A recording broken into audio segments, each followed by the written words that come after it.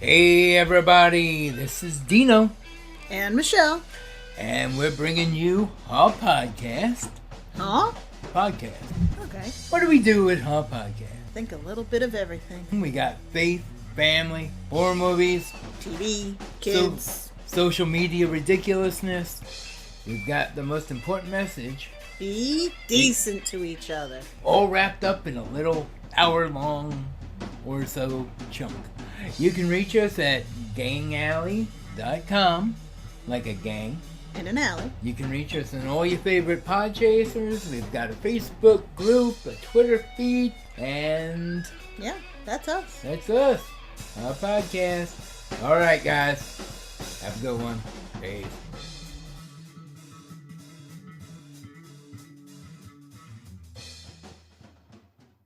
Hi there, I'm Lloyd. And I'm John, and we're from Pina Comics. As we dive into your favorite pop culture topics, we may just Occasionally, use language that could be considered... globaloney. What? No, I mean... Oh, foul. Exactly. Offensive. No doubt. Crass. You bet your ass. Sophisticated. What? No. Anyways, you get it by now. It's mostly just... gutter talk. And one more thing. Watch out for spoilers. Sometimes we drop them like trousers. You've been warned. Listen in.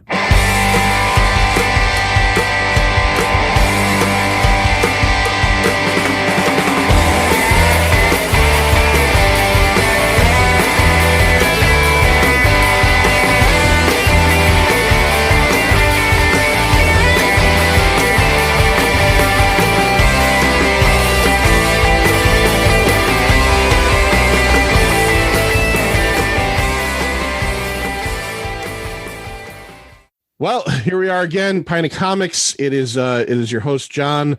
If you're looking for the Manster, if you're a fanster, as we call them, a Manster fanster, or a honey girl, or we have a lot of names for Manster's fans out there. This is going to be disappointing to you because he's not here tonight. I gave him the evening off for one reason only. So basically, here at Pina Comics, in our going on 5 years of operating as a podcast, we have talked about and threatened to eventually talk about professional wrestling 18,246 times on the show. We've kind of gotten into wrestling here and there. We've said, hey, we should do a top 5 WWF Superstar show, top 10, and we've just never really done it. And Manster's doesn't really have any history with wrestling. I do, but mine ends in 1990. We'll get to that in a second. So I said, you know what we got to do? We got to do a wrestling show. And I got to call in my Justice League of Wrestling America. I got to find friends that are WrestleManiacs, are whatever you want to call them, are real Americans. If you losers with no life, losers with no life, basement dwelling creeps. No, I'm kidding. Sit around watching 7 to 10 hours of wrestling every week. Absolutely. Yeah. Absolutely. So before we get into the show, let me introduce who we got here with us. Now, technically, on any other given night, he would technically be my co-host because he is a six-packer. It is Lou Skywalker. Lou, how are you doing? What's going on? I am good, and I just finished watching Raw, so that kind of dovetails nicely into the episode. All right, beautiful. And that's been my life: work, home, and wrestling.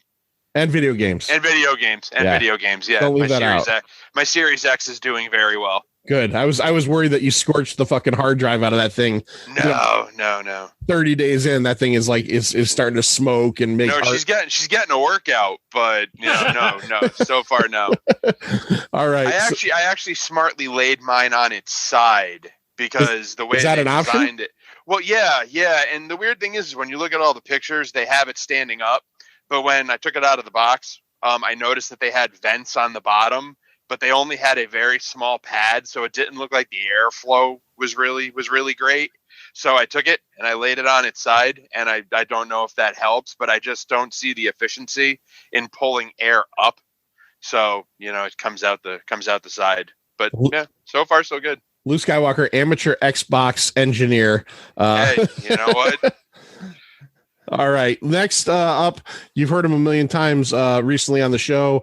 He is from SWO Productions. Go there right now, SWOProductions.com, and you can look up all different articles on stuff like movies and comic books and wrestling as well.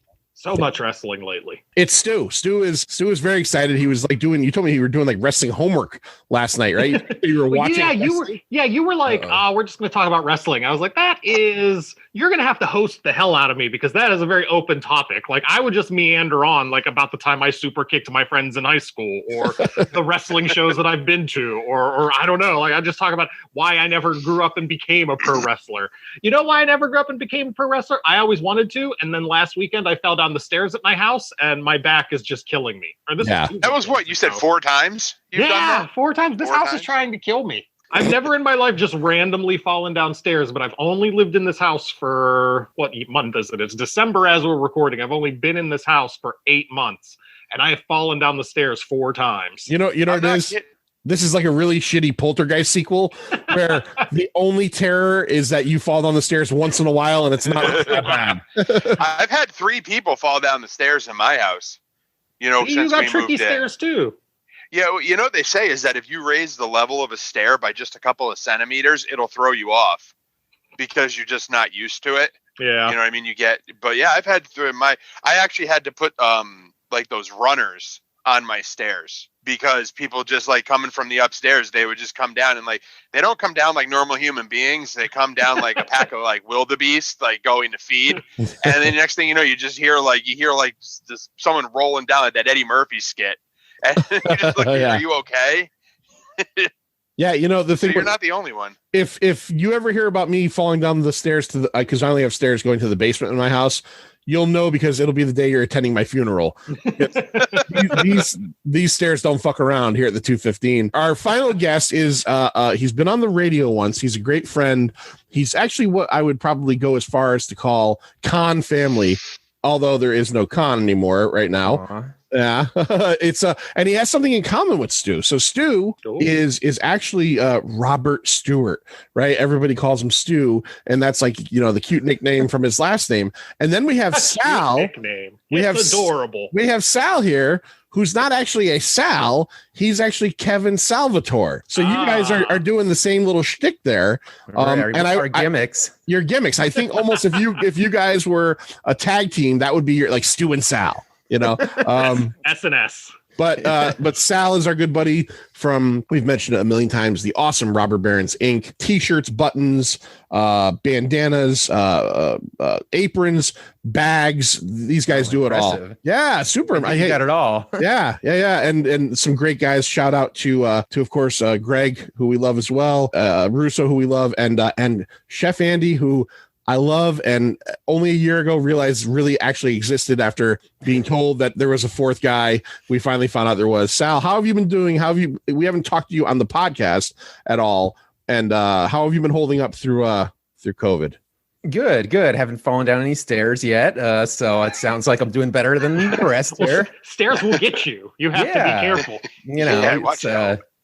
But doing good. Printing shirts here for the holidays and things. And that's about, hanging out, working, luckily, and I don't know what else. What else can you say? Have you noticed that that's like the general answer that everyone gives nowadays? It used to be like, oh, so what are you up to? Oh, we were in Rhode Island, then we were over here, we were doing this. Now it's like, I'm home. Yeah. That's what I do. Thankfully, I'm still working, or working from home, and then staying home. And if I say go to the grocery store, it's not very exciting to say what I'm up to. So. No, I know. Well, you've been healthy. That's the important part, right? And we'll continue with that. Let's go around. I want to go around the room real quick, and I want you to give me in kind of this one. I want kind of like a pretty concise and quick answer. What your current state of wrestling fandom is? Okay, like generally, like I'm an ultra fan. I kind of pay attention.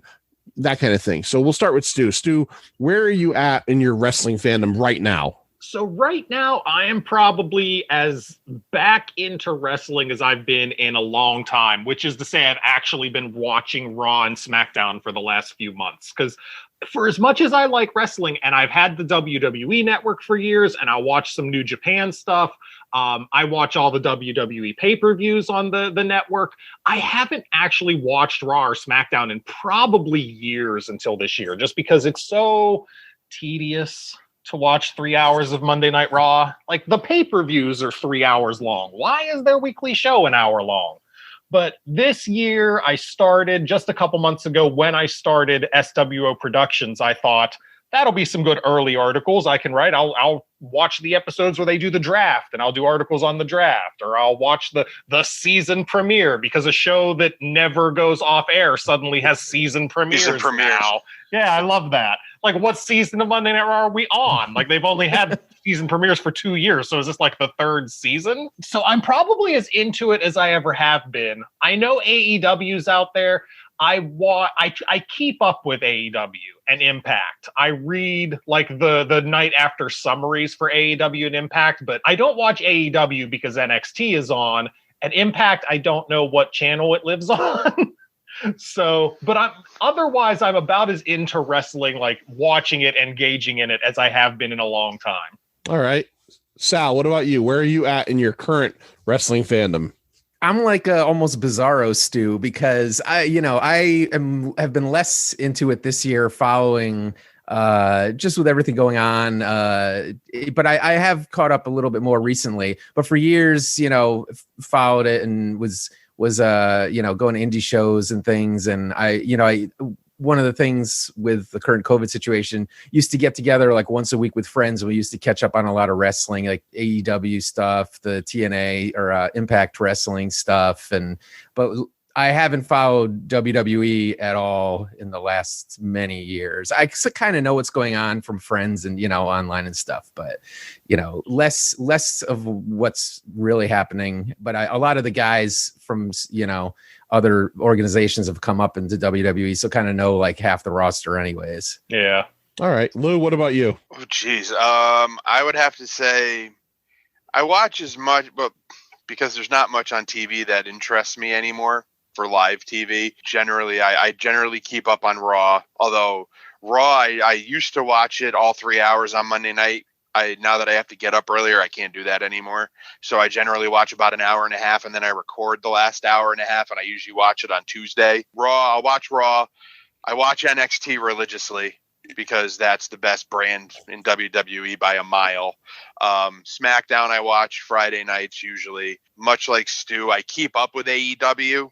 I don't watch it religiously. I just kind of just like meander in and out of it, like, just so I know what's going on. Quick question while you're talking, Lou, real quick, just for the listener out there that might be a lay person like me. AEW is the recently kind of new, not Vince McMahon promotion, right? It's like Dusty Rhodes Kid or something. Is that AEW? It was started by the Young Bucks, Hangman Page, Cody Rhodes, bankrolled by Shad Khan's son, Tony Khan. Shad Khan owns the Jacksonville Jaguars, and I want to say Fulham FC over. Oh, okay. I thought it was Fulham, right? I think you're probably right. Yeah. Yeah. Fulham, I know he owns one of the clubs over there. Over in England, yeah. Mm-hmm. And there's a whole backstory on how all that started. But yeah, it's run by basically Dusty's kid. And it's a competing. Son.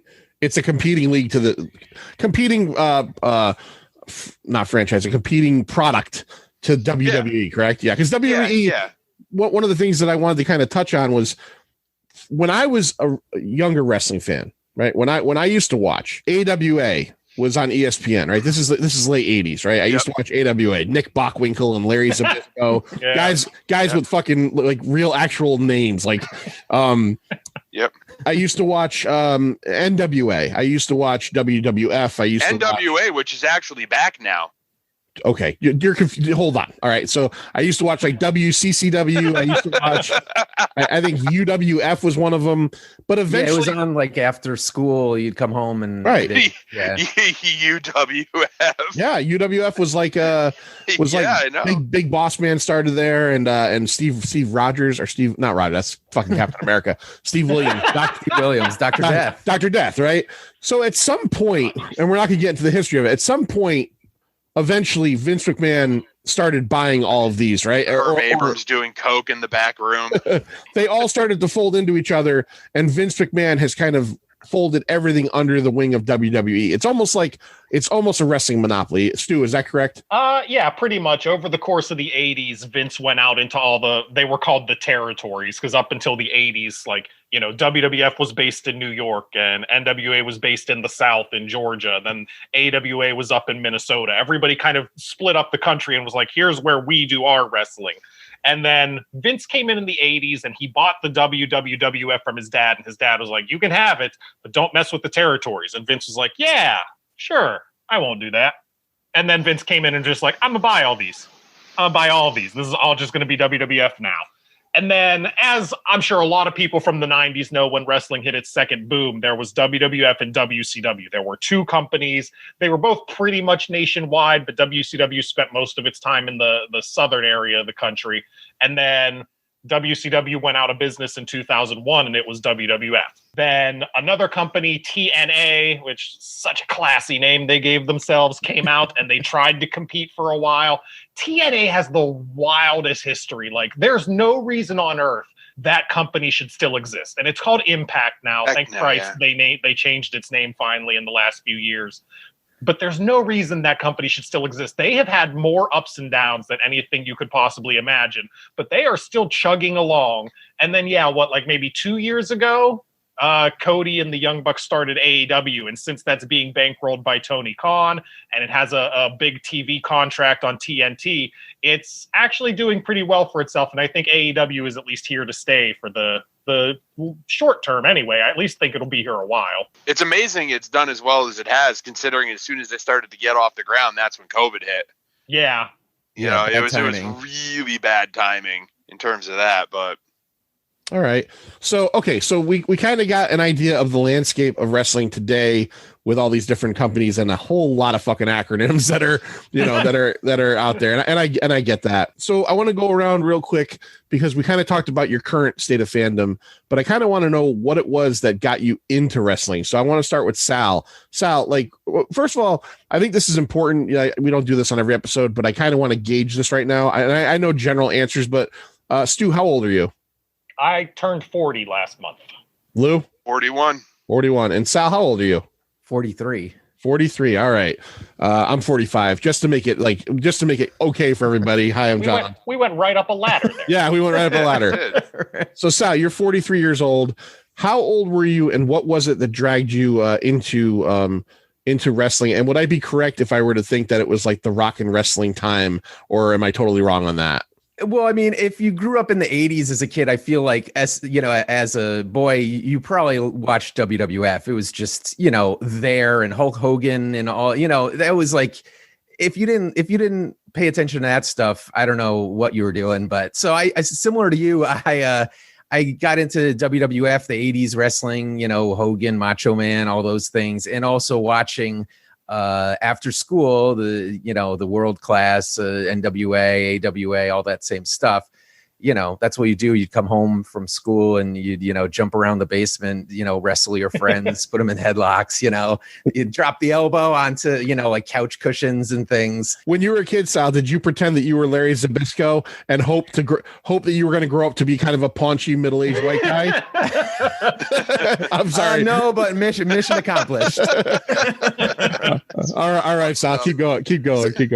So, yeah. So, did all that stuff. And then sort of, as you get older, dropped off from it. And then, I paid attention a little here and there, but then ECW, which we haven't talked about, came, kind of popped up on the radar, which was, more real, edgy stuff. And, I'd come home, from hardcore shows at like 1 o'clock in the morning, MSG ECW was on, and there was like a weird tie over between wrestling and hardcore music for some reason. So we watching all that and followed that for years and kind of got out of the WWE or then WWF stuff. Like I wasn't really paying attention when the whole Attitude Era was coming on.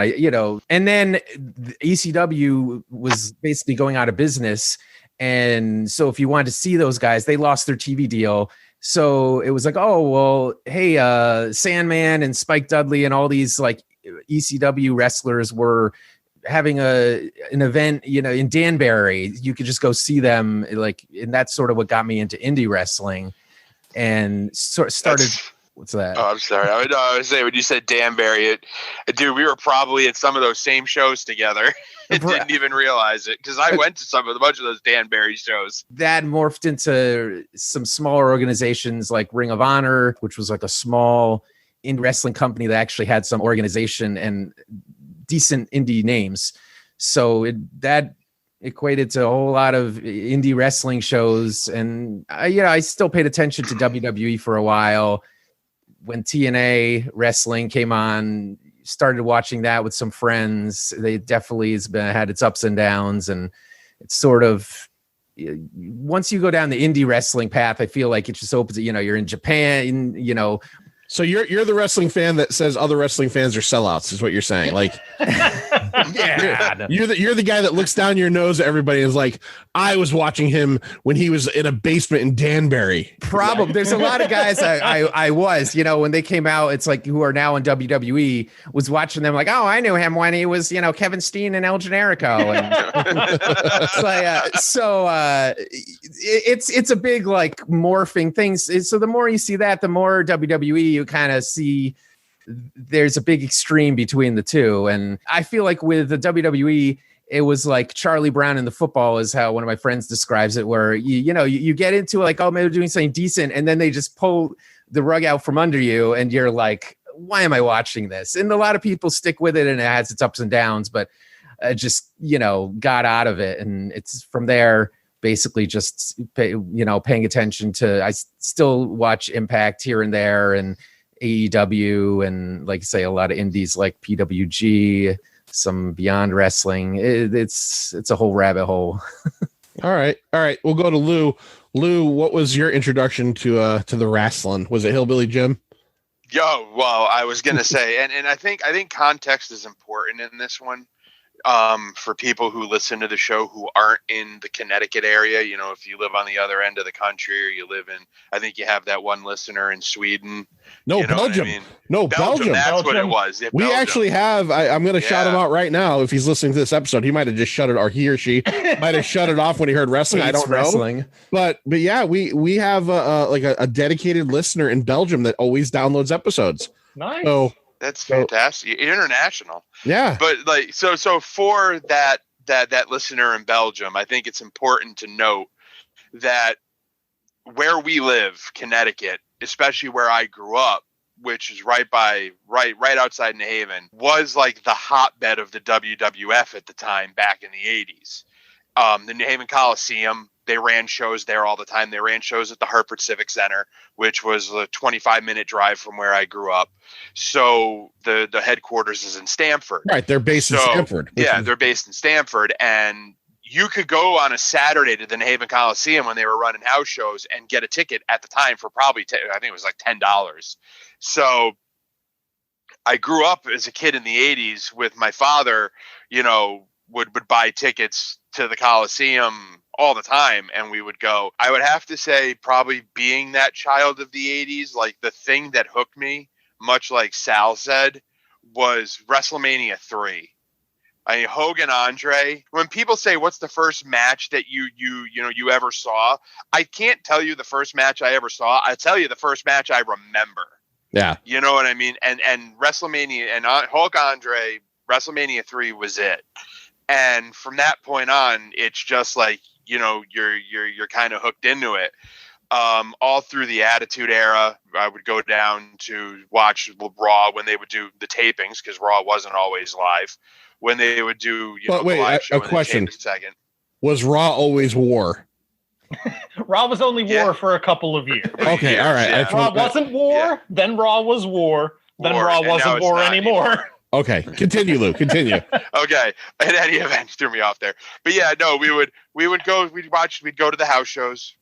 We'd go see Raw. They would tape SmackDowns, so you would go see them then. That was when SmackDown first started, 20-something years ago. Towards the end of the Ruthless Aggression era, I kind of phased out of it for a little while, and then kind of came back in. All the wrestlers that I grew up liking had kind of left, and they had the new crop of superstars come in.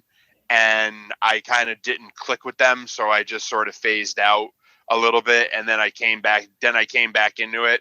You know what I mean? I think it's like any wrestling fan. I don't know many wrestling fans who have been like hardcore into it their whole lives and have never wavered. Everyone kind of just like has their time, like where they're super into it, and then they kind of go off for a little while. They find girls. Yeah. And they, then the girls leave them because they realize they're nerds, and then they find wrestling again. Yeah. It's kind of the way it goes, Well, Yeah, I think no, he's right. John was on an episode of my previous podcast, and all four of us talked about our history with comic books, and we all hit that age in like around 15 or so where we just stopped reading comic books, or at least we got heavily out of it for a while, and then we would come back around to it. I mean, wrestling's the same thing. Yeah, you kind of come and go with it, and yeah. It's exactly true. It's the exact same thing. It's like it has a lot to do with like the talent. You know what I mean? Like if you don't click with the product or the people in the ring, I think you have a habit of going, I'm not too interested in this. But if you have like those people that you gravitate towards, you know what I mean? That like you really want to watch.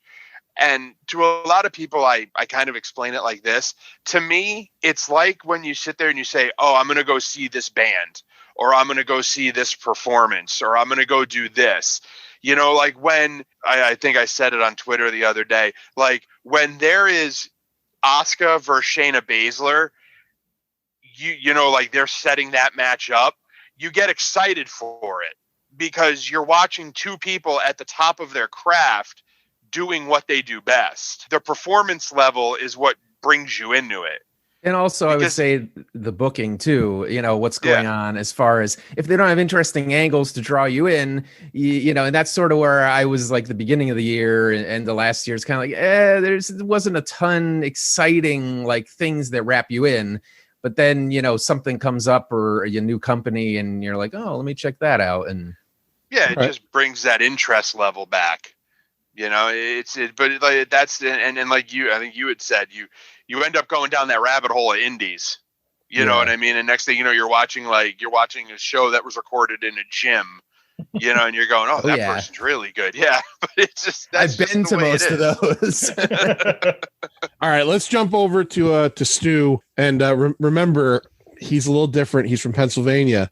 So maybe his we weren't allowed to talk bad about Pennsylvania. I know. I couldn't see Titan Towers from my backyard like you guys all could in 10-foot by 10-foot Connecticut. But my uncle, who he never introduced me to him, but my uncle was friends with the ring announcer who just died, Howard Finkel. Yeah. My uncle was friendly with Howard Finkel. So Stu, out in the PA, how did you get into it? How old were you? A kid? Were you a teenager? What were you doing? I was definitely into it later than the rest of you guys. Like I had this weird thing where like if it wasn't comic books or cartoons, I didn't really acknowledge anything else in the world existed until 1992.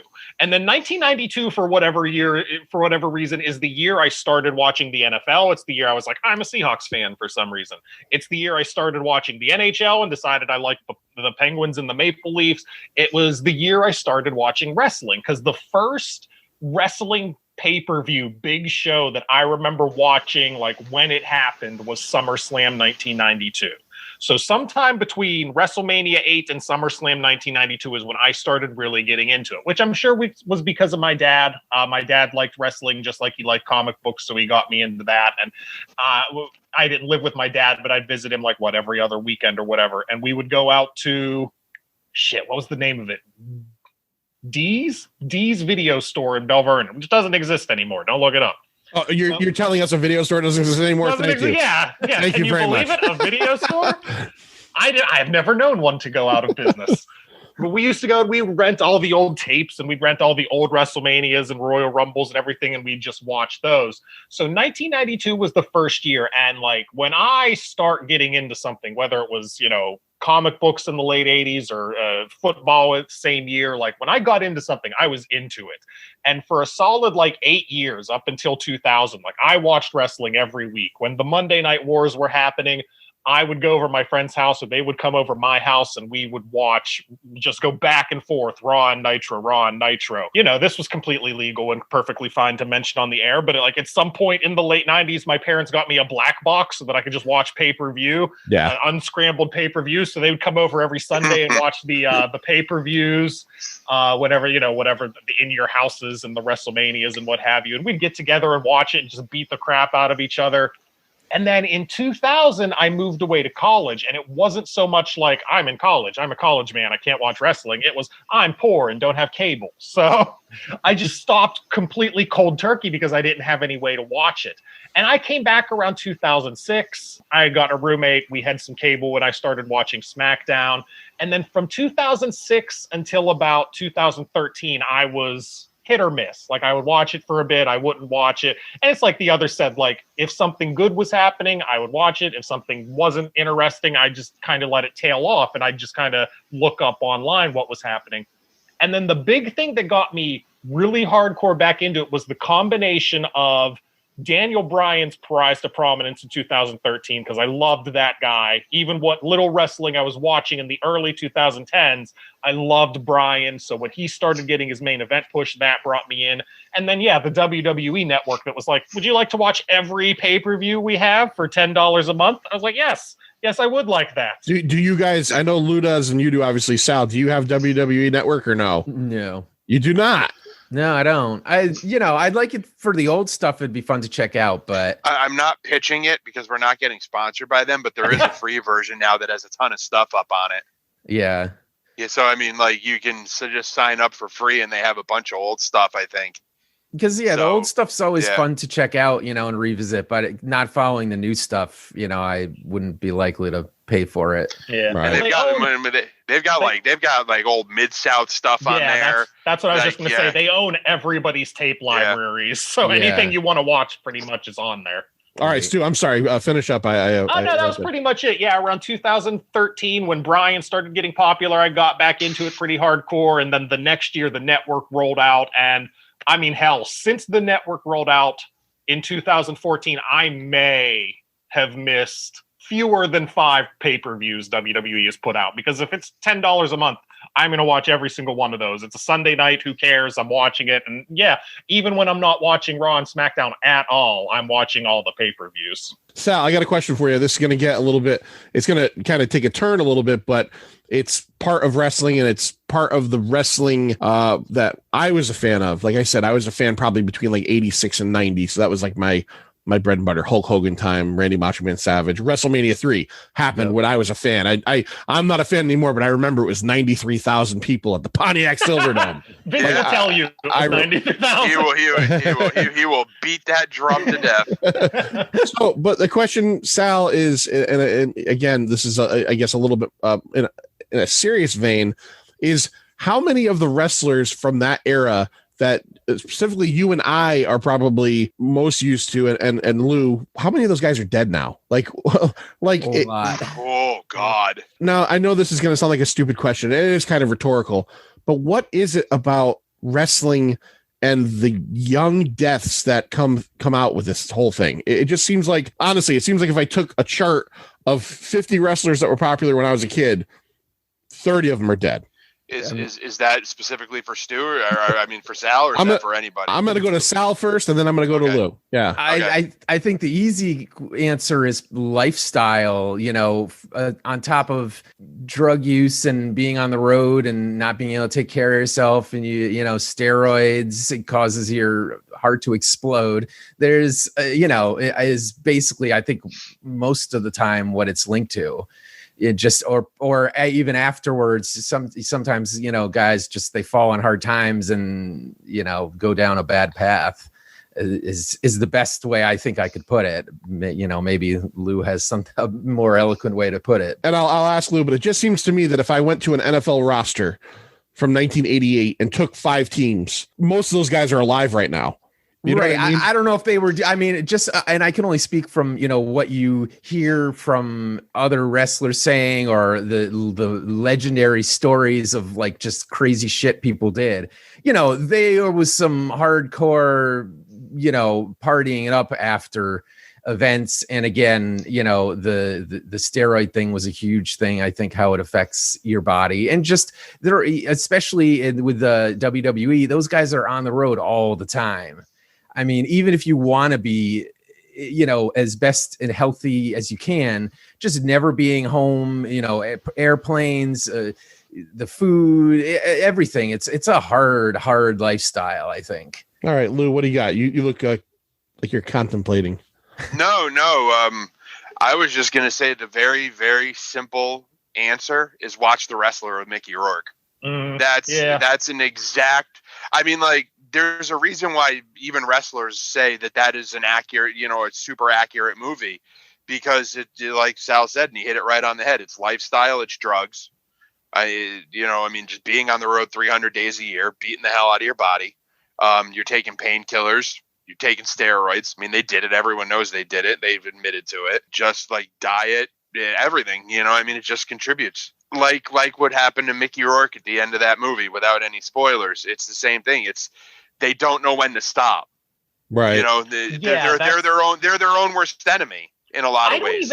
I don't even know if it's they don't know when to stop. I know the passion is there for so many of these guys, but I mean, it's not like you go into wrestling and think like, I have an excellent retirement strategy for this career. Yeah. Like, these guys, even the big superstars from the 80s, I mean, once they were out of their prime, it's not like, you know, what are you going to do? Start collecting your WWF pension? I mean, there's no such thing. So not only were these guys full of drugs, full of steroids, full of painkillers, on the road 300 days a year, you know, driving all over the country, but then like they're late 40s, 50s, 60 years old, and they're still doing it. Yeah. Because, and like I said, it's a combination of they don't know when to stop because they have the passion, but they also literally need the money to survive.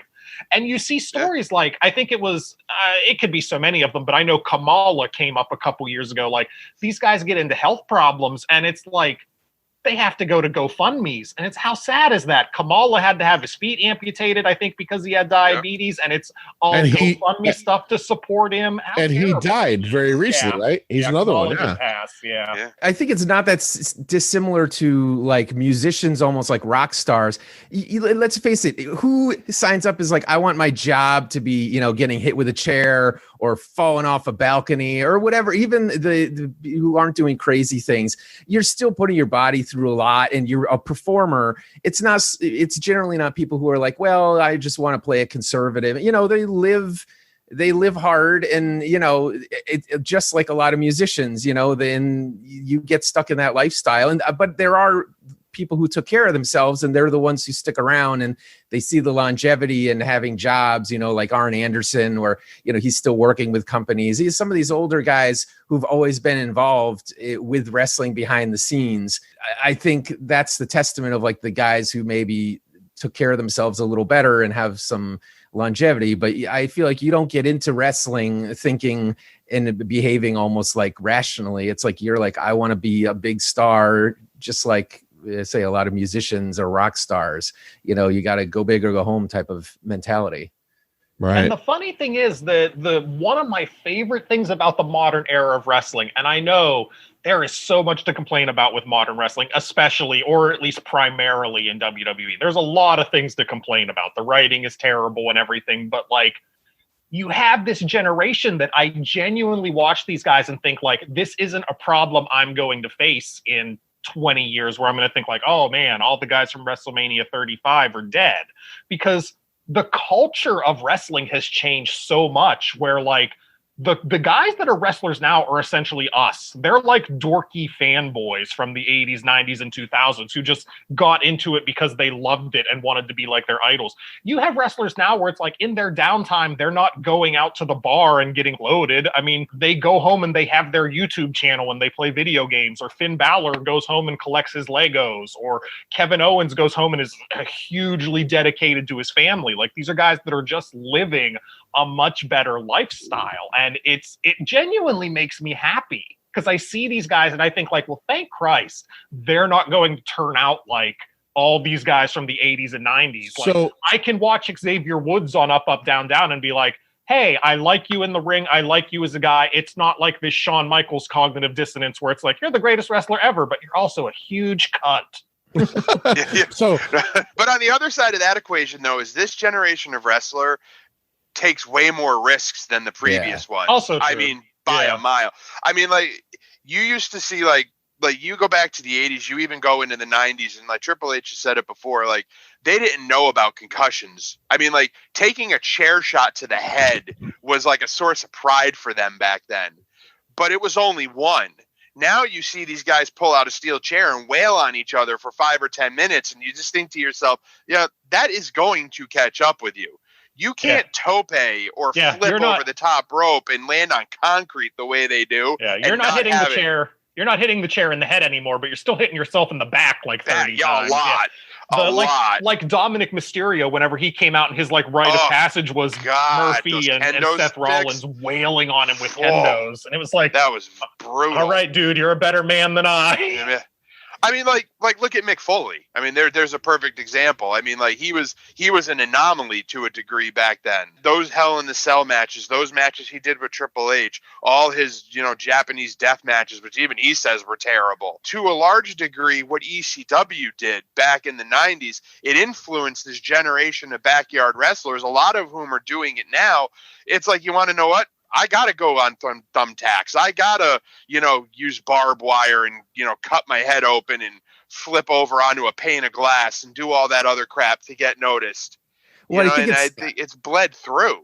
I think it's almost worse than that. Like the not necessarily the hardcore stuff, but like, all the dives and jumping off things. Right. And, a lot of I think a lot of those guys are thinking in the moment of like, I need that big thing that's gonna, make me hit and make me, be the top thing. And I've definitely seen a lot of crazy shit, in things, people doing ladder matches with like broken arms and casts, and people like, they're just, well, I need to do this thing. And,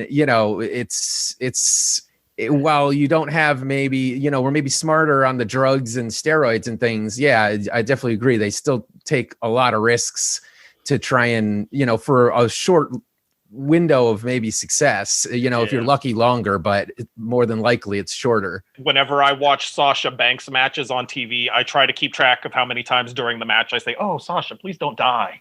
Well, I was going to say, where before they used to reserve those high spots or the big spots for the pay-per-views, and even then they would be tasteful with them or reserve them for even the really big pay-per-views, maybe like the big four. Mm-hmm.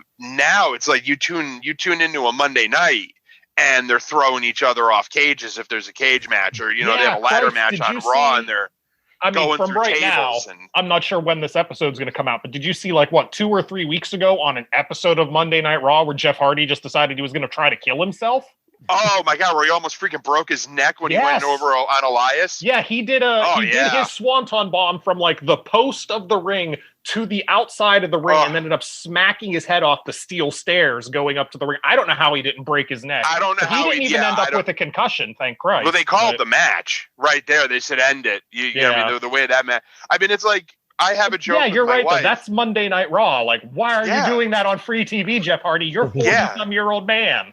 Well, it's like I say to my wife all the time. We have a joke. It's like every pay-per-view, I yell at least once, Adam Cole's dead. I mean, that's it's like, okay, when's Adam Cole gonna die on this takeover? Because every single one, but at least he's smart enough to save it for the pay-per-views. You don't see him killing himself on a Wednesday night. He'll have good matches, but some of these guys are insane. Kind of what you guys are saying, and the way I'm equating it is in terms of the death of a lot of the 80s wrestlers, is that so the 70s it was still kind of small time. The 80s is when it became the rock and wrestling thing, and so it's almost like equating how's the best way to put it, like Keith Moon dying or like John Bonham dying. Like it's almost like these guys that were the first to get to a point of supreme success and excess couldn't handle it.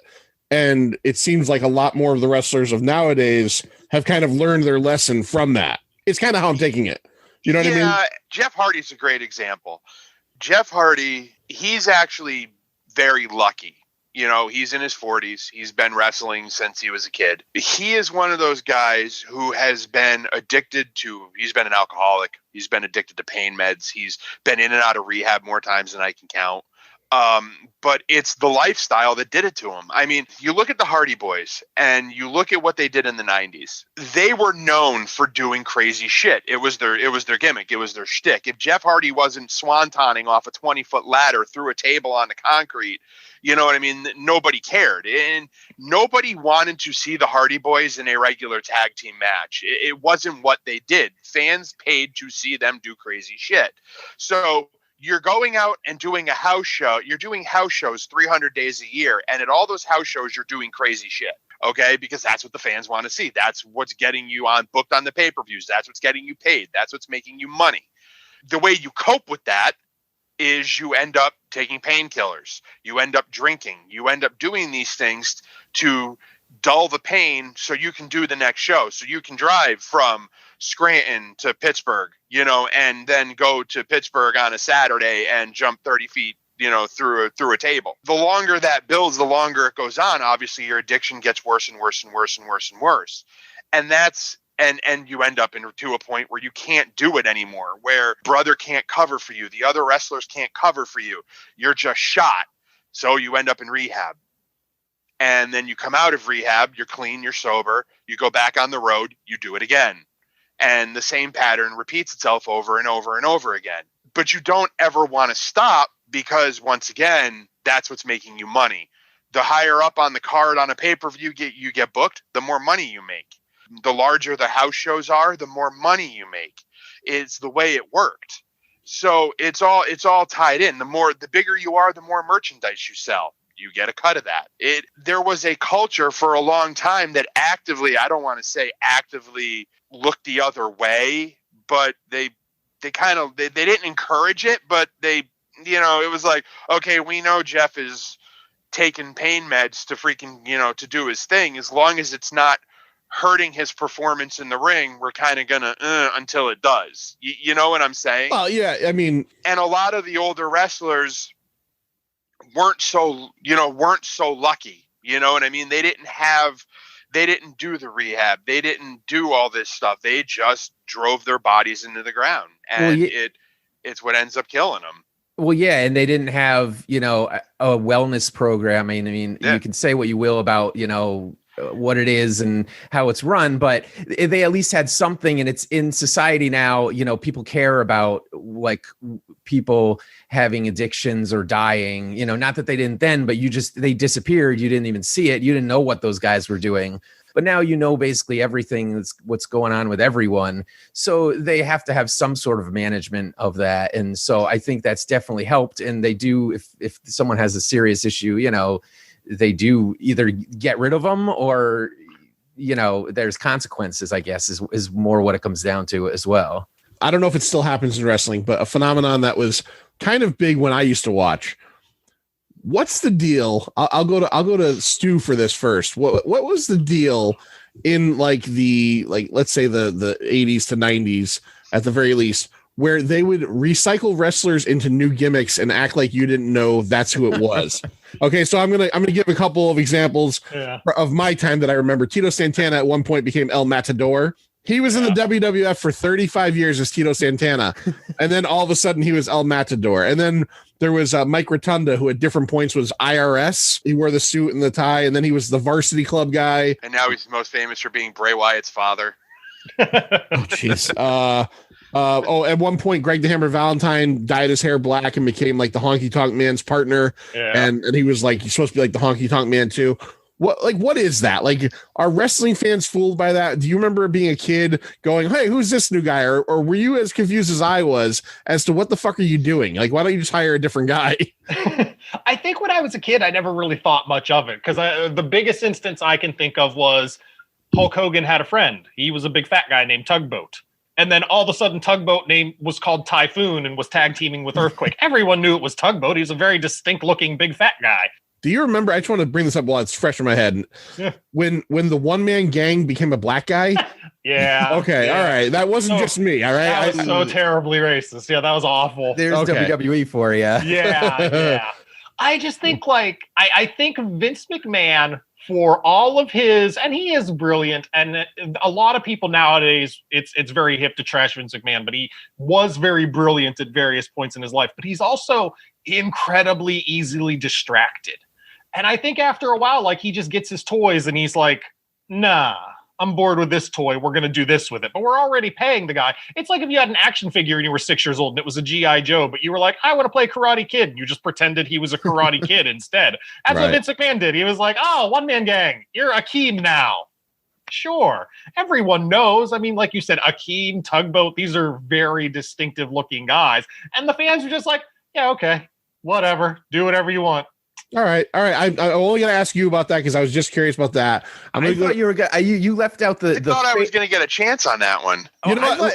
I'll give both of you guys a chance. So, good. Okay. All right. By popular demand, this one will go all the way around. I thought it was a throwaway. Sal, go ahead. You just left out the most ridiculous of, the fake Undertaker with Brian Lee. He was trying to be the same guy. Fake Diesel, same thing. They're like, we're gonna keep the gimmick and just switch the guy and pretend like you don't notice. Well, the toughest challenge we could sit here and come up with is, what is every identity Brutus Beefcake wrestled under in WCW? Zodiac, Booty Man. Yeah, Booty Man. The Disciple. Oh yeah. Wow, I remember Brutus Beefcake, and then I remember when he did the barber thing, and that was WWF. All right, Lou, what were you going to say? Gimmicks in WCW. The honest to God, the legitimate reason is you're trying to catch lightning in a bottle, and you're trying to find the thing that resonates with the fans. From people who might be watching now, who watch wrestling now, a great example is Seth Rollins. Seth debuted with the Shield. People were behind him. They liked that version of the character. He was, as they say, he was over with the fans. Then, it morphed, and he ended up turning into a very Hulk Hogan-y, I'm great. I'm like Mr. freaking eat your oatmeal in the morning, and you can do anything you set your heart to, kids, and this, that, the other thing. And what happens is the fans turn on you. They don't like it, and they let you know it. That's one thing that wrestling fans are good about, is when they don't like something, they let you know they don't like something. So you sit there and you say, okay, we're going to shift the character. We're going to do something different. We're going to repackage you as the Monday Night Messiah. We're going to have you turn into Seth Rollins' Twitter heel, and you're going to come out and you're going to do this, and we're going to see if it resonates with the fans. And if it doesn't, we'll change it. Sometimes you have to do that with the character. Another good example, like even The Undertaker says, is when he came out as the American Badass after he came back from his injury. It was the Undertaker character, as it had been portrayed since 1989, was starting to wear thin, so he wanted to do something different to freshen it up, to get the fans back behind him again. So hence American Badass and version of Undertaker. And then when that started to wane out, they kind of shifted him back towards what he was before. But you're just trying to resonate with the fans. And that's why they do it. And sometimes it's comical, like the classic masked wrestler, like a wrestler gets suspended and then next week there's a guy in a mask. That's just one of those things that they've done time immemorial. NWA did it with The Question for a while. Well, what happens is WWF President Jack Tunney suspends you. And well, and then you come back in a mask. Yeah. But that's really what it is. It's I agree with what Stu said, is sometimes Vince gets tired with the toys and he wants to do something different with them. I also think Vince is smart enough to read the fans to a degree. This is not working, so we have to change it. And that means taking you off TV and putting you on the shelf for a couple months and coming back. Like Bray Wyatt's another example. Bray got hurt. The Wyatt family thing kind of petered out. He wasn't doing great, and they come up with the Fiend gimmick. And now look at him. He's like one of the best things they have going. He's making a ton of money selling merchandise, and the fans like it. It's just catching that lightning in a bottle. Like I said earlier, that's what they're trying to do. And they ride that wave for as long as they can. I could go on forever. Becky Lynch, another one, another recent one. She was never meant to be a main eventer until Nia Jax accidentally broke her nose. And that one image of her standing there with her arms out and her face covered in blood, the fans just freaking loved it. And next thing you know, she's main eventing WrestleMania. So that's you said something repeatedly in that I want to bring up to Sal and kind of talk about for a second. Is you mentioned the word characters multiple times, and that's something that like we don't really. Sal, you've said that you were primarily an independent guy. You like to go see like the kind of more hardcore stuff. Was that because are you kind of more into the action of the wrestling and less of the character end of it? Because that's wrestling essentially is one part comic book, one part soap opera, and then like UFC, you know what I mean? Like the main idea behind it. Are you the kind of fan that's less interested in like the plot lines of everything and you just want to see people do amazing things in the ring, or do you like both things? I like both things because I think you have to have the characters and stories and angles, like, so you care about them. I mean, I've seen lots of wrestling where it's great matches and great, work rate or whatever, which is great and all, but you kind of get bored of it if there isn't a reason, a story. So I think you have to have a mix. But where I think the indie wrestling interest in me, came from the ECW end, where they were having more realistic angles, and they were treating you like you knew wrestling wasn't real. And a lot of what WWE does now, I feel like, in a more sophisticated way. I mean, ECW is like way over the top. But when that went out, and with indie wrestling, they kind of merged some of the two. You'd still have your maybe ridiculous characters and storylines that are completely, contrived.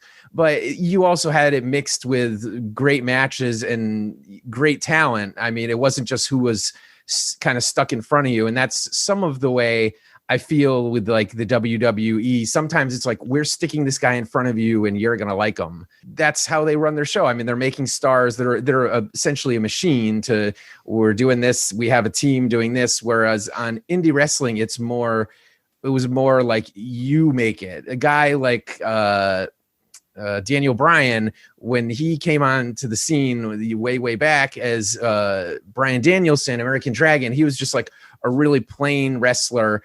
But eventually he was the type of guy who he stood out because you'd go see him at a Ring of Honor show or whatever. And one moment he's, the face and everyone loves him. The next match, if he was against someone who was more likable, he was the heel and playing into that. And the guys who could just on the fly, you could just tell were good storytellers in the ring.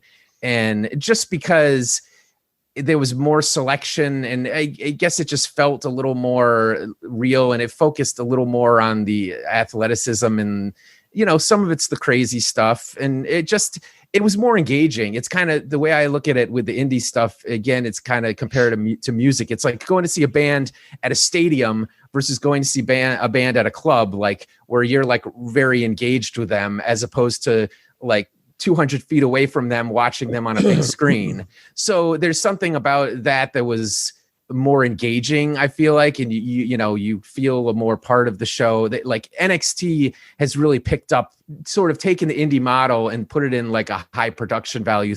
So I think that was what kind of connected me to that stuff. And with the WWE, I just feel like they're a lot of hit and miss, like we talked about earlier with Vince. Sometimes he may have a good idea. Sometimes I feel like he's still stuck in the 80s and be like, no, this is how it's going to be.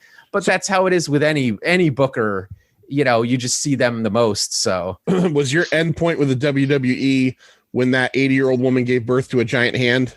It was close to around there. For me, it was kind of like when Triple H. Attitude Era at its best. Well, that was even like post Attitude, I think. Like when Triple H and Stephanie really started just taking over, and everything was the McMahons, Shane McMahon, Stephanie McMahon, Linda McMahon. It got to be just a lot for me. Yeah, Right. The early 2000s, when I wasn't watching, everything I read made me not want to watch, because it was like, oh, Triple H buried someone else. Great. Yeah, and I still don't like that with like Shane McMahon. He always has to have the biggest bump of the thing, not being the wrestler. It just makes the guys who do it professionally look like, oh, well, look, any guy can do that. And yeah, I mean, he's trained and all now, and he knows a little something, but he's also up there in age. And it's like, well, hey, I'm going to put like, you know, the other guy just did this last week. I'm going to put it all to shame because this guy off the street kind of did it, you know? So yeah, I don't know what the original point was. All right. So I think at the end of the day, though, regardless of like whether it's an indie, like even if you look back at ECW, they're all characters, even if they're not acting like characters. Like Raven was a character, Sandman was a character, Taz was a character. It's just the level of character. You know what I mean? Like some are more grounded, like Sal said, where they want to present a more realistic show. You know, some are very, very over the top, you know, I mean, but at the end of the day, it is all character driven stuff, and how your character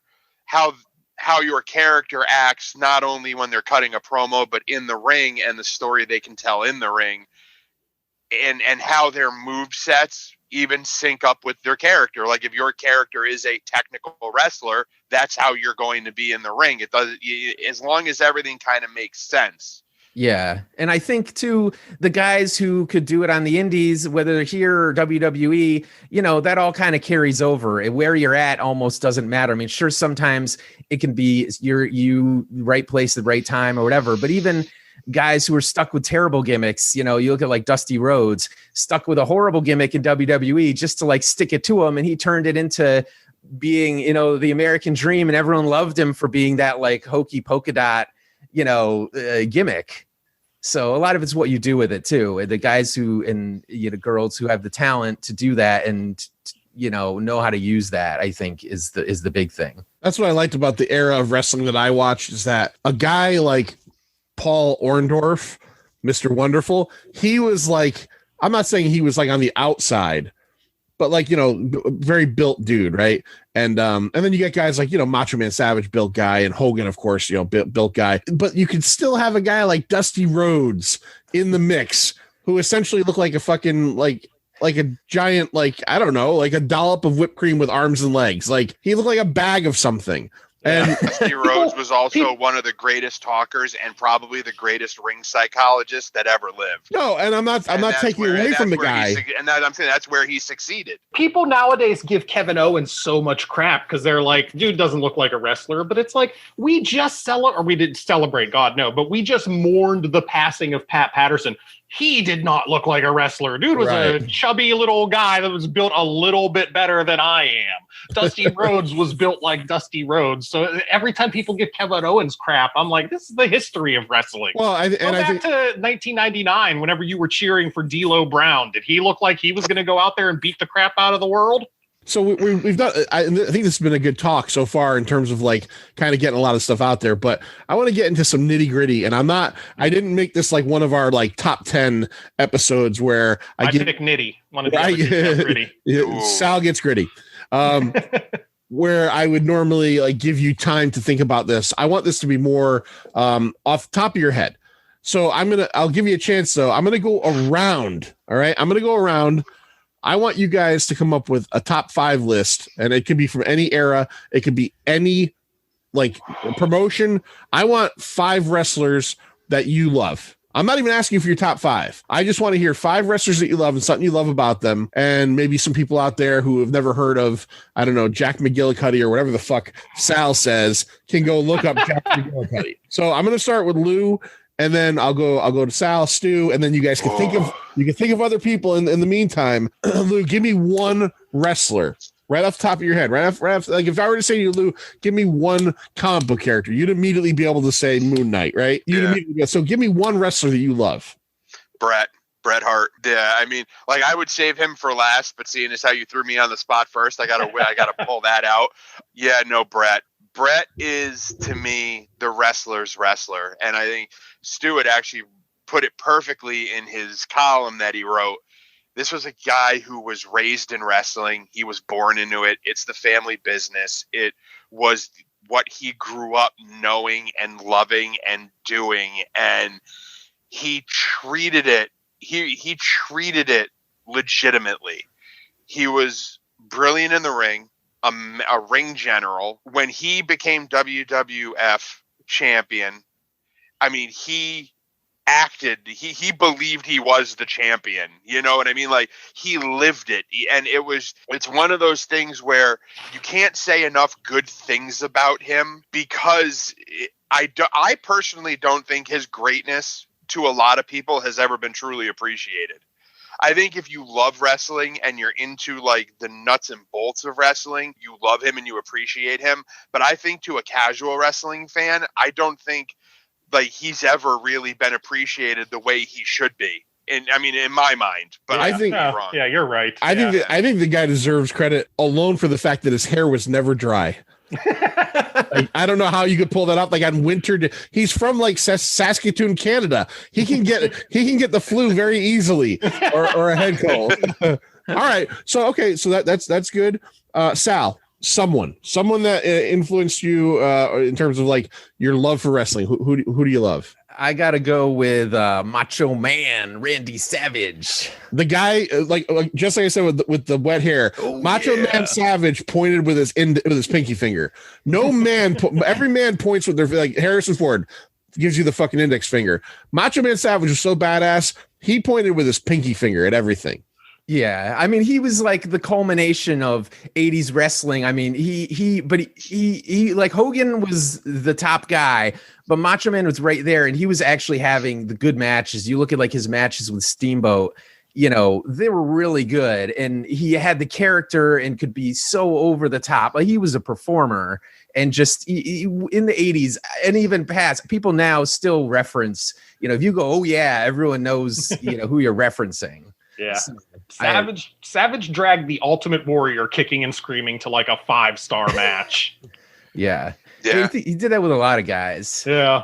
All right, Stu, who do you got? I'm going to reference the name I said earlier, and the guy that really brought wrestling back for me was Daniel Bryan, and he really is the bridge between the older generation of guys and where we are now, where there is a healthier environment and guys that are, I hate to say it in regards to Bryan, taking better care of themselves given his injury history. But I mean, he was this little dude. And if you're ranking him on categories like I do on my website with the looks, charisma, and microphone, you give him a look, he's like a 2 or a 3. He's just a little weird looking guy.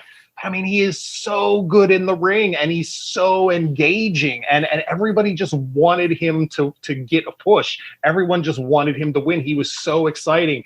And he plays a heel so brilliantly, even though he's so amazingly popular. And when he's a good guy, he gives promos, and he just comes across as just a guy that you want to cheer for. I think one of my favorite promos ever is the night after WrestleMania 30 on Monday Night Raw, when he was coming out, finally went to WrestleMania, won the titles, came out. He just gives this promo, and it's not like this Hulk Hogan yelling at the world promo. It's just this guy who's so fucking happy to be there. It's like, how can't you love him? He's the best. All right, Lou, we're gonna go to you next, and then I'm gonna change it up here in a second so that you guys have a second to think about it. On the next round, instead of going through 5 wrestlers straight, the next round, I want each one of you to give me one of the best matches you've ever seen. Period. Like, just think of a match that blew you out of your head. But right now, I want to do another round of wrestlers. So Lou, give me another one. Okay, I'm gonna go with Triple H. I know that a lot of people scoff at him because, you know, he ended up marrying Vince's daughter, and they say that everything with him is colored because of that. But if you watch him work, you know, back in his prime in the 90s and into the 2000s, he is excellent in the ring. He could cut a promo. People, when he was a heel, hated him. And when he was a babyface, they loved him. Not only that, but what he's done for wrestling as a whole, and in terms of the development of the Performance Center, bringing the next generation of talent along, what he's created with NXT. I mean, the dude basically started NXT from a competition show that ran inside, you know, the other show, and turned it into, in my opinion, one of the best brands on the planet in like 10 years. less than that even. Yeah, he's nurtured a generation of talent that has gone to other places, not just the WWE. And he's done it with what? Sean, freaking Matt Bloom, William Regal. You know what I mean? He's done so much behind the scenes for wrestling that I don't think he gets enough credit for. And he somehow managed to get over that horrible Hunter Hearst Helmsley gimmick for the first couple of years of his career, which I don't know how you got that gimmick over, but there's not a lot of guys who have the whole package. He's one of them, you know, and like I said, it's a shame that a lot of people look down on him because of, you know, like I said, he married the boss's daughter. So, oh yeah, you married the boss's daughter. But a lot of people also don't realize he's like 4-14 or 5-15 at WrestleMania. So it's not like he's putting himself over in the biggest spots. Right. You know, he always did what was right for business, even when he was with the Clique and Sean was being a shithead. You know, he did what was right. You know what I mean? He could have used his relationship with Stephanie to, you know, just put himself over constantly and win every match, but he didn't. And he's done a lot, and you can't take that away from him regardless of how you feel about him. Yeah, Triple H has earned so much goodwill through his work with NXT. Like, because I was totally one of those guys who, in the early 2000s, I hated Trips because it did seem like, even though he wasn't always winning at Mania, he always had the belt. He was always the top guy, and I got real sick of him. Yeah. And then, he gave us NXT, so it's like, all right, Papa Hunter, I love you.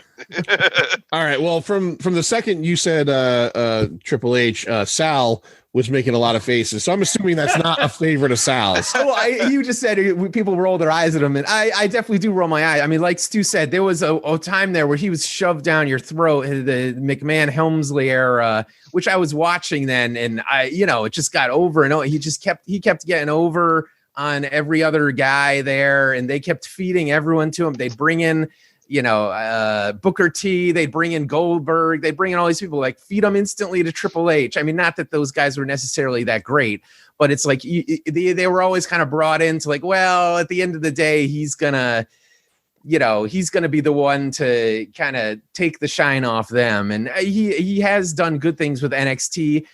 To me, I'm maybe less impressed with it just because like, been there, done that. I think as far as a lot of those guys, like seeing those guys in Ring of Honor, it's like, well, now they're doing that. And I'll give him credit because he took a formula of the smaller companies that a lot of people were really passionate about, and he brought it up on a scale that's huge, but still managed to kind of like give the illusion like it's the small independent thing. And that's smart. I mean, I can't say anything bad about the guy. As a businessman, he knows what he's doing. He's no dummy. All right. No, he's not. So who do you pick in this round for someone that you love? I honestly would have gone with Daniel Bryan, but since that got taken, I'm going to go with Matt Hardy, actually, just because I feel like a guy who's reinvented himself a million ways, and he's gone through it. He's shown that, like Lou was saying earlier, the Hardy Boys were all high risk and everything. And Jeff kept doing that. But Matt kind of got to the point where he realized like, I'm never going to be the Jeff Hardy of the group. So let me focus on the other things, and reinvented himself. And one of the things in Impact Wrestling, he had a feud with Jeff Hardy. And when it was over, they came up with this gimmick of the broken Matt Hardy, where he just decided he was going to be a total loon. I mean, I'm talking just over the top, basically like an 80s character, where he was going to have drones that, he named, and all just ridiculous things where they started doing. Yeah, this weird accent that isn't based anywhere in reality. Yeah, they started filming these things on their like compound of just like over the top, almost like B-roll movies with pyrotechnics and special effects, where he just went through this whole and dilapidated boats. Yeah, character of taking where the entire, audience is chanting delete, delete, delete, over like the silliest of things. And he really brought he in with Impact Wrestling, he made it like a huge thing that then carried out. I mean, he went to WWE and they kind of totally biffed that, but if your only experience with the broken universe is from WWE and AEW, you have to go back and watch the Impact stuff because the Ultimate Deletion is brilliant. Right. All right. Are they real brothers? Yes. Okay. All right. I want blood lineage here. I want to make sure I know what's going on. All right. So Stu, give us another one. I go on and on so much with how much I just absolutely love women's wrestling anymore. So I'm going to go to Sasha Banks here. I think Sasha Banks is low-key one of the best wrestlers in the world ever of any gender. I mean, she is the total package of she has this personality and she is completely comfortable on a microphone, and she's not as good of a baby face as a heel. She might be one of the best of all time. She's a baby face right now and she's kind of sputtering along, but man, as a heel, she's glorious. And she gets in the ring and she works harder than God knows almost anybody else you'll watch. She puts on matches.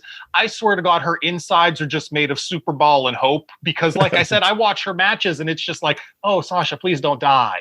She just folds up like an accordion all the time, and she takes crazy bumps and she does crazy things just to put on these great shows for people. And she has so much intensity, and I just love watching her. I think she's great, from her feud with Bayley and NXT through almost all of her main roster stuff. Oh, she's great.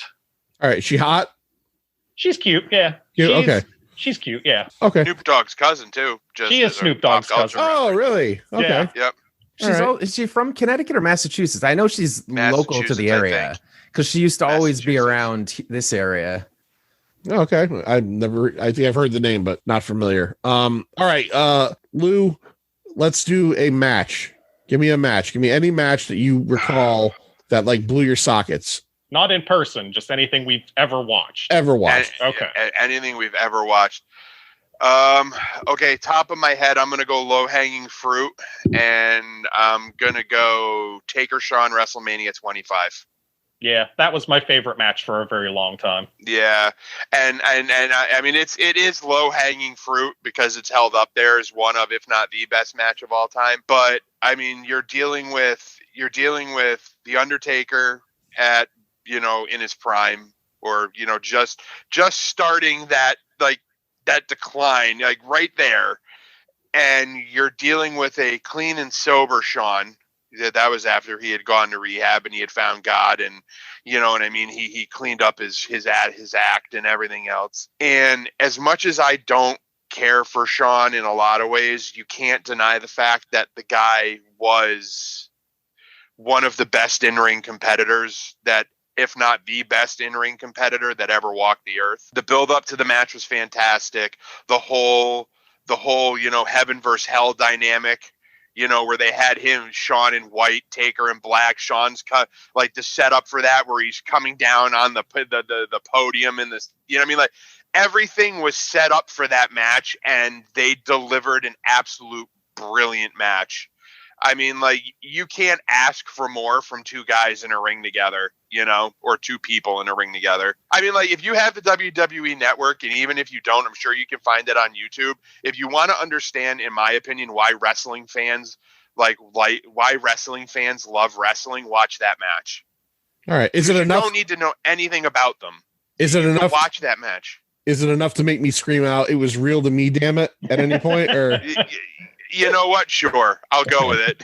all right. It's just two of the best ever at the height of their game, and working together and putting together a match that it's a once in a lifetime thing, and everything around it was expertly done. So, like I said, I know it's low hanging fruit, but I'm going to go with it. All right. We're going longer than I planned, so I'm going to cut the 5 things. We're going to finish this one off with you guys with Sal and Stu for the match, and then the last one I'm going to want to go around on is just a fun one. I want you to start thinking of maybe one of the stupidest gimmicks. All right, one of the dumbest wrestler gimmicks that you've ever seen that just confuses you. Like, what were they thinking? So think of that. But let's go to Sal real quick and give us a match. Give us any match that you were blown away by. It's tough here because I could go more. Since Lou went a little more low hanging fruit, I'll go more obscure Yeah. here. Where I'm going to go with Kento Kobashi versus Samoa Joe in Ring of Honor. For those who don't know, Kento Kobashi, he's from Pro Wrestling Noah, which is a huge Japanese company, and he was like the top guy. He was champion for super long time, and just he was the name there, him and Misawa, who ran the company. And if you were indie wrestling or even, smaller wrestling, you knew the name. And he came over to the United States, and his first match here was against Samoa Joe, and Samoa Joe was huge in Ring of Honor. And they had a match that, if you want to see two guys just beat the hell out of each other, that's the match. And I'm not talking like high spots or anything. I'm just talking, palm strikes, forearms, clotheslines. I mean, it's, those guys came out of that match just with like welts on them. It's just but it's a great story in the ring told match by two of like at the time probably the top smaller guys as far as company wise, not like outside of WWE, but it was a really big talked about match at the time that like people were going crazy for. It happened in New York City at the Manhattan Center or Hammerstein Ballroom, whichever. It's the same building. But great match if you're into like stiff Japanese wrestling and just guys beating the crap out of each other. The stiff Japanese wrestling might be the name of this episode. The one, I listened to you, and not being a wrestling fan, I understood your love for that. But the takeaway I got from that was that to me, Samoa Joe sounds like a Nintendo character. Like I picture like this cartoon, like Samoan guy, kind of heavy, like, I don't know, cracking coconuts as he's running through an island. It's almost like he's a Sonic. Yeah. Samoa Joe versus Earthworm Jim. Exactly. I'll tell you what, that is a dude who like you legitimately think could just whip the ever loving hell out of you. Yeah. Yeah. I mean, Joe's scary. Yeah, he could be the nicest guy in the world and probably wouldn't hurt a fly, but he just has this aura about him. Like, if you just look at him wrong, he's going to put you through a plate glass window. And not care. At the time when he came up in indie wrestling too, it was like you'd see that guy, you're like, what? He's like nothing great. Because you're kind of right. He, big guy, a little doughy, and he was Ring of Honor champion for like 2 years straight. And he would just come out and, have just great matches. A guy who you wouldn't think would be totally agile. And, he's diving outside the ring for a pretty big dude. And, he's since moved on to NXT and stuff. But he was at the time, it was like probably the biggest thing in indie wrestling, fighting the biggest guy in Japanese wrestling. Well, hey, look, in the 0.1% chance that Samoa Joe hears this, I apologize after hearing about your ass kicking abilities for comparing you to a video game hedgehog. I am going to cheat just a little bit, and instead of giving you one match, I'm going to give you two matches that occurred over the span of a week. You're like No. You're Listen. like fucking Lloyd. I have all my honorable mentions. No, because I think maybe two of my top 5 matches of all time occurred in the span of a week, and it was from June 9th, 2018 to June 16th, 2018, where on June 9th, you had New Japan Wrestling Dominion, best 2 out of 3 falls match between Kenny Omega and Kazuchika Okada, who had a story that at that point was over a year and a half running of these two having matches together. And at that point, they were 1-1-1 against each other. Omega could never get the title off of Okada. Okada had the belt forever. And they had an 1 and 5 minute match at New Japan Wrestling Dominion. That Kenny Omega finally won the title after, like I said, almost 2 years of build. And it was such a good match. It really lived up to all the hype. It was exactly what you thought it was going to be. You thought at this point on their 4th encounter, these guys can't possibly deliver again. And then they just did and had what I thought was their best match. And so I thought, okay, that's my match of the year. No problem whatsoever. And then a week later at NXT Chicago, you had another storyline that had been going on for about 2 years. You had Tommaso Ciampa and Johnny Gargano in a Chicago street fight. And a lot of people will say their first takeover match, the one in New Orleans, was the superior match. But I thought this one was better because it played more into the story. It played more into Johnny Gargano was so desperate to get rid of Ciampa. He was so desperate to get past this feud and win that he kept making mistakes, and it allowed Ciampa to be able to win. And that is what eventually propelled Ciampa to be the NXT champion soon. They had such a good match, and these two guys that are such good friends in real life had such vitriol for each other, and you really bought what they were doing to each other. Like I said, in the span of 1 week, you had two matches that were both fantastic, that both capitalized on like 18, 20 some months worth of storytelling to get to that point. So, I mean, that was a spoil of riches for that 1 week in June in 2018. Yeah, the Omega Okada match was a great match. Yeah.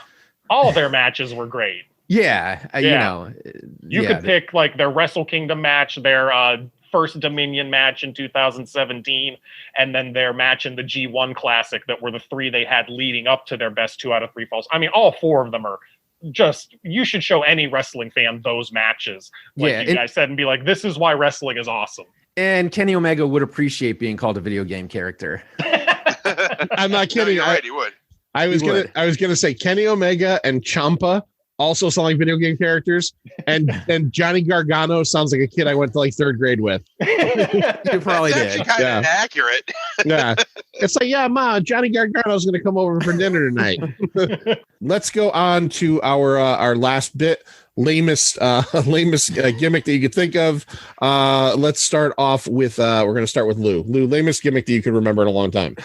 Oh man, okay. I was thinking of a bunch of these, like when you started with it. So I many. am going to go. Yeah. I am going to go with Mantar. Wow, what is that? That was a one. guy that WWE had for a while. And they actually had Jim Cornette be his manager for a bit, and he actually came to the ring in a giant Minotaur headpiece.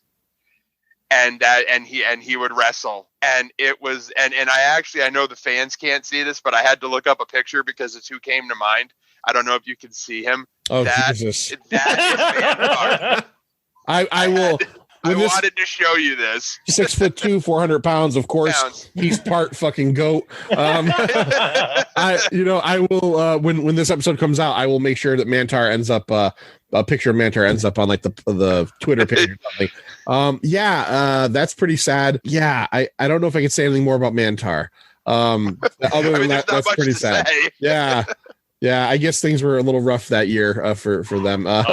Mid-90s WWF was rough.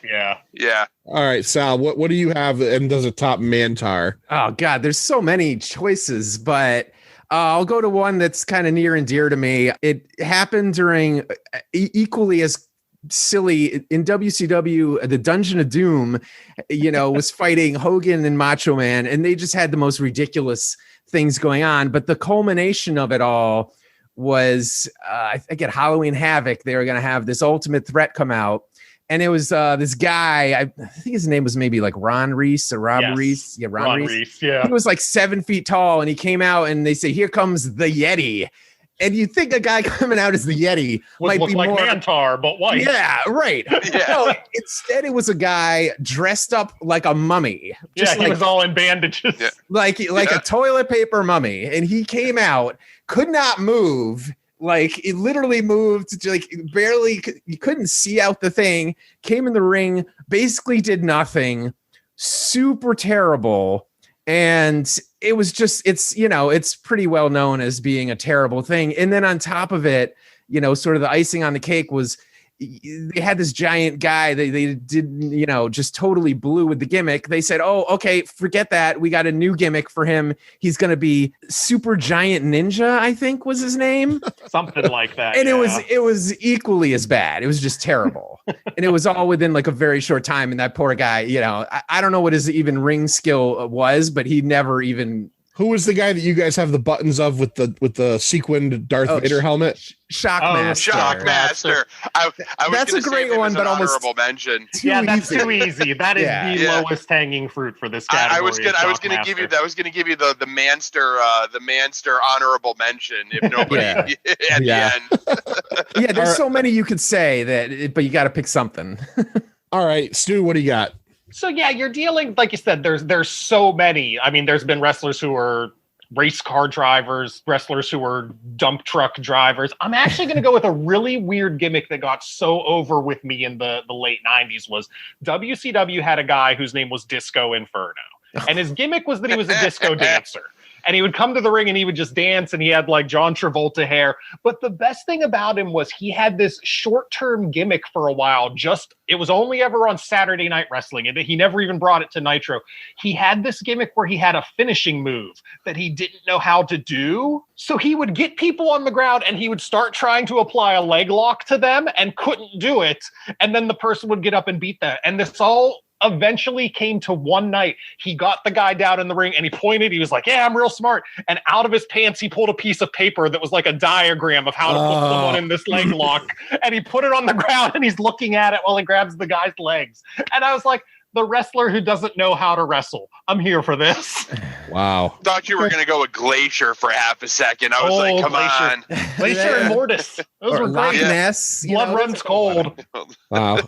It's not often that I get nerded out of a room, but the three of you are fucking doing it. All right. So Pint of Comics, you know where you can find us. Go to Twitter at Pint of Comics. Go to Instagram at pint_o_comics. Facebook, Pint of Comics. You can check us out. New episodes weekly, all that good stuff. Please come back and listen. And if you get a chance, go on iTunes and give us a review. 5 stars is preferable, but if it wasn't 5 stars, give us whatever it was and let us know why. Stu, where can everybody find you? SWOProductions.com is my website. Lots of wrestling articles, lots of comic book articles, movie articles, just all kinds of pop culture junk. And on Twitter at SWO Productions. All right. And Sal, why don't we talk a little bit about Robber Barons Inc.? Do you want to do a special deal for the folks out there right now? If they hear this episode and they say, hey, I'm going to go to robberbaronsinc.com. I want to check out their goods and maybe I don't want to pay full price. Is there something special we can do for them, Sal? Yeah. Well, first off, you can go to robberbaronsinc.com. And just so we know, if you've suffered through this horrible nerd fest of wrestling, if you use the code YETI, you'll get 15% off your order. Yeti. Wow, that's very generous of you. Seriously, I've said it a million times when we've talked to you guys, and I've brought you guys up, in the last year multiple times. Robber Barons Inc. with a K, INK. They do just awesome pop culture shirts and again bags, aprons, bandanas. They're fantastic. Before we got on air, Lou was showing that he had just purchased some stuff from Sal and Robert Barons for Christmas, and we love those guys over there. We miss you, Sal. We miss you terribly. This year's been a little bit rough, but oh well. And another thing, we're going to come back and we're going to do our top 5 80s WWF wrestlers episode. And pretty soon, Lloyd and I are going to record with Sal his Pint Movie Invitational, which I'm very excited about because it's one of my favorite movies of all time. Heat. We're talking about Heat with Robert De Niro and Al Pacino and a great big ass is what he says in it. So that's going to be a lot of fun. Lou, what's new with you other than pint stuff? Is there going to put any articles out? Are you doing anything in particular? Or are you just chilling out right now? I'm just chilling. Yeah. I don't know. I don't know what to write about. That's cool. That's cool. To be honest. Hey, there's so little going on. That's the problem. You know that's what fine. I mean? That's fine. I just didn't want to. I read all the articles Stu does, and I feel like I get that flash of inspiration for half a second, and then I get home and I forget what the hell I wanted to do. All right. Well, you guys, awesome. Thank you. This has been a lot of fun. I feel like I learned something, which I think is a nice thing for our episode of Pint of Comics, and I learned all about the Mantar. I feel like the Mantar. That's all you ever needed to know. I feel like I'm complete. Yeah. So until next week, thank you for listening. And since the Manster is not here, I will say it myself. See ya. It's over, Johnny. It's over. Nothing is over. Nothing. You just don't turn it off.